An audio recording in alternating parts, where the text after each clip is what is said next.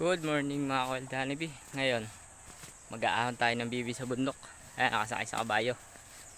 Update ko kayo mga ka-wild pagka nasa bundok na tayo.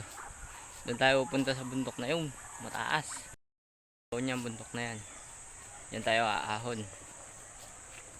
Medyo matarik ang daan dyan. Kaya makabayo ang ginagawa namin. Update ko kayo mamaya pag nasa bundok na tayo. Mga ka-wild, nakarating na tayo dito sa bundok. Dito tayo sa bahay. Mga ka-wild, dyan natin kabayo. Dito natin ilalagay sa net yung bibi. Kasi ang mga alaga, manok, gansa, baboy, andun yung baka, kabayo. Bababa ko lang mga ka-wild. Mga ka-wild, nababa ko na natin bibi. Papakain na tayo, pinakain ko na rin para makapahinga sila.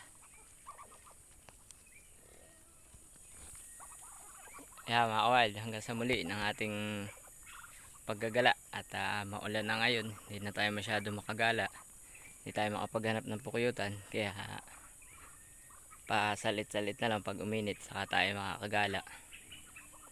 Medyo hirap makagala ngayon laging kulimlim, mahirap maghanap.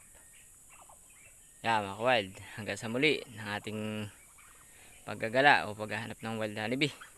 Paalam!